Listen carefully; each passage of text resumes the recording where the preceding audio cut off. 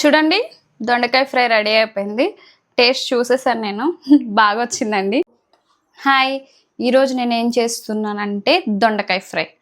అంటే దొండకాయతో చాలా స్పెషల్గా టేస్టీగా ఉంటుంది. ఇది 2 days వరకు నిల్వ ఉంటుందండి.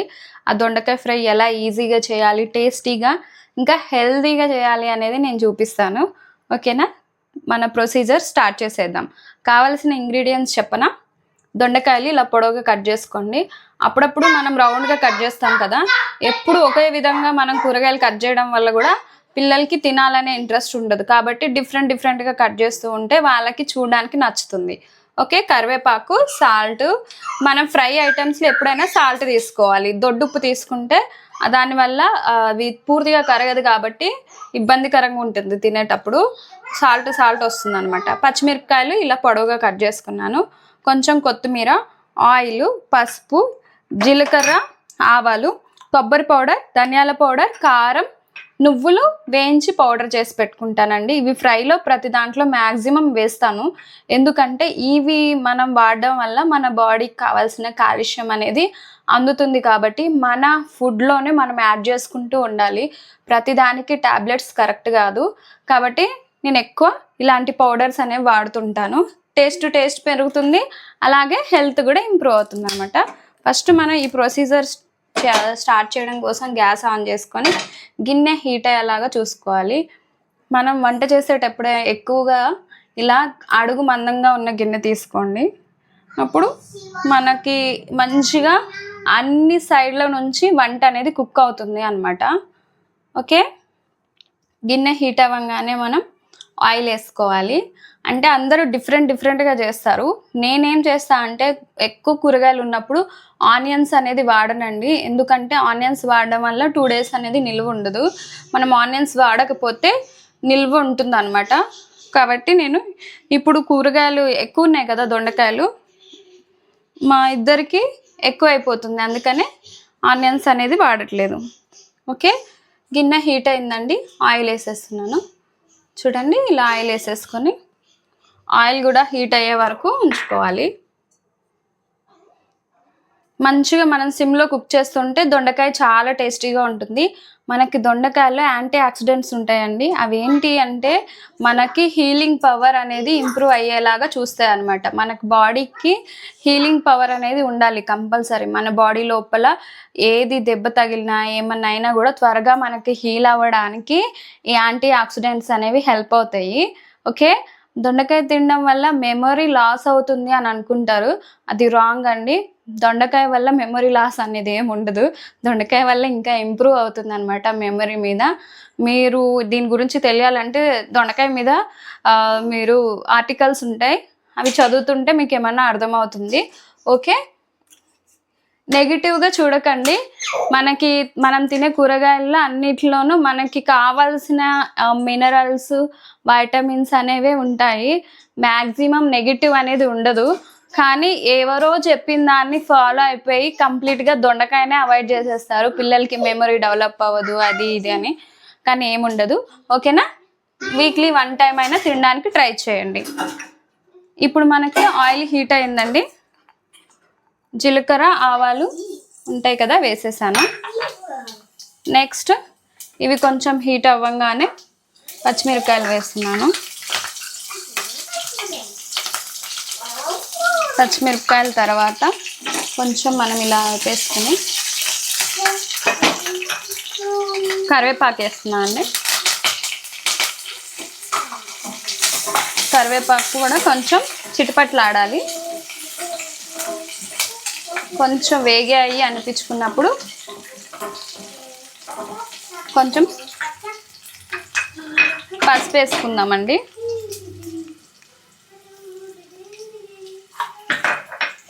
పసుపు కూడా 1 second మనకి ఆయిల్లో వేగితే సరిపోతుంది. నెక్స్ట్ కట్ చేసి పెట్టుకున్నాం కదా, ఈ దొండకాయలన్నీ వేసేసుకోండి. మంచిగా కలిపేసేయాలి. ఆయిల్ అనేది దొండకాయ ముక్కలకి కరెక్ట్గా కలిసిపోవాలి అన్నమాట. అందుకనేసి కలిపేసి మంచిగా సిమ్లో పెట్టేసుకోండి. గ్యాస్ సిమ్లో పెట్టేసి మెల్లగా కుక్ అవ్వనివ్వండి. క్యాప్ పెట్టేసేయాలి. ఓకే,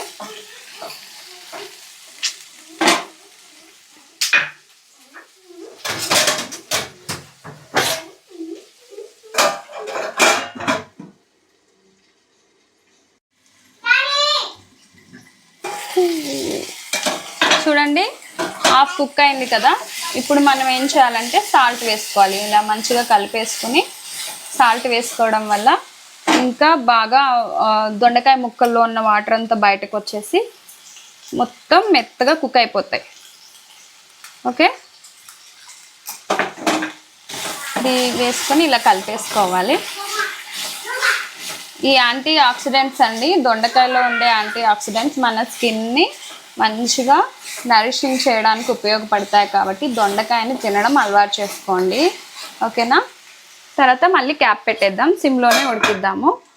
ఇలా మనం వంట చేసేటప్పుడు మనం వాడే గరిటెలు ఉంటాయి కదా, స్పాచులా కానీ గరిటె ఏదైనా సరే, మన గ్యాస్ స్టవ్ పాడవకుండా ఉండడానికి ఇలా ప్లేట్లో పెట్టుకోవాలి ఎప్పుడైనా కూడా. కొంతమంది అలా చేయరు కదా, ఇలా నీట్గా ఉంటుంది. ఓకేనా. మళ్ళీ ఇదే దాన్ని మళ్ళీ వంటలో వాడతాం కాబట్టి బ్యాక్టీరియా ఏమీ అంటకుండా ఉంటుంది కాబట్టి ఇలా ప్లేట్లో పెట్టేసుకోండి. ఆ తర్వాత ప్లేట్ వాష్ చేసుకుంటే సరిపోతుంది. మంచి టిప్ చెప్పా కదా. ఓకే చూడండి, దొండకాయలో మనం ఉప్పు వేసాం కదా, వాటర్ అనేది ఇలా వస్తూ ఉంటాయి. ఈ వాటర్ వల్ల కంప్లీట్గా దొండకాయ మెత్తగా అయిపోతుంది. కాబట్టి ఈ వాటర్ కంప్లీట్గా వచ్చి దొండకాయ గట్టిగా అయ్యే వరకు మనం వేపుకోవాల్సి ఉంటుంది అన్నమాట. ఇదే వాటర్లో మనం ఉప్పు కారం వేసి ఇంకా వాటర్ పోసేసి వండేస్తుంటారు పులుసులాగా. అట్లా చేస్తే టేస్ట్ రాదండి, మంచిగా ఉడకాలన్నమాట కర్రీ. ఎంత మంచిగా కుక్ అయితే అంత బాగుంటుంది. ఓకే, ఈ దొండకాయ మనం పచ్చిదైనా తినొచ్చు. ఇలా వండుకుంటే మినిమం మనం వంట టేస్ట్ రావాలంటే కుక్ చేయాలి. కానీ అందరూ ఏం చేస్తారు, ఇదే వాటర్లో ఉప్పు కారం అన్నీ వేసేసి చేసేస్తారు. దానివల్ల దొండకాయ పచ్చిగా ఉన్నట్టే ఉంటుంది కర్రీ తింటున్నా కూడా. దీని టేస్ట్ని కంప్లీట్గా మనం ఫీల్ అవ్వాలి అంటే దొండకాయ మంచిగా ఉడికిపోయిన తర్వాత లాస్ట్కి మనం ఉప్పు కారం ఇంకా అడ్జస్ట్ చేసుకొని వేసేసుకుంటే కంప్లీట్గా టేస్ట్ అనేది తెలుస్తుంది మనకి. మనం టేస్ట్ తెలిసేలాగా వండుకోవాలి, టేస్ట్ ఇంకా ఇంప్రూవ్ చేసేలాగా వండుకోవాలి. ఓకేనా. మళ్ళీనా చూడండి, దొండకాయలు మంచిగా వేగిపోయాయి. ఇప్పుడు మనం కారం ఇంకా అన్నీ వేసేసుకుంటే ఫినిష్ అయిపోయినట్టే. కారం లాస్ట్ వేసుకోవాలండి, ఫ్రైలలో లాస్ట్ వేసుకుంటే మంచిగా కారం వేగిపోతుంది, సరిపోతుంది అనమాట. ముందే వేసుకుంటే టేస్ట్ మంచిగా రాదు. అర్థమైందా. కారం వేసాం కాబట్టి ఒక 2 minutes మళ్ళీ మగ్గాలి. ఎందుకంటే కారం కారం ఫ్లేవర్ అనేది తగ్గిపోయి మంచి కూరలో కలిసిపోవాలన్నమాట.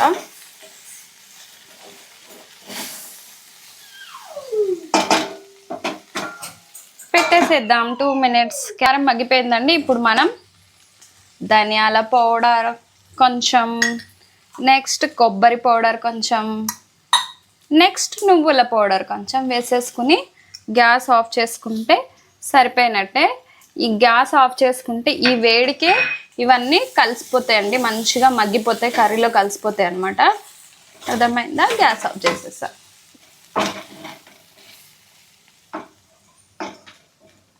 ఇలా క్యాప్ పెట్టేసి కొంచెం వేడిలోనే అవి మగ్గేలాగా చూసుకుంటే ఫినిష్. మనకి టేస్టీ టేస్టీ దొండకాయ ఫ్రై రెడీ అయిపోయినట్టే.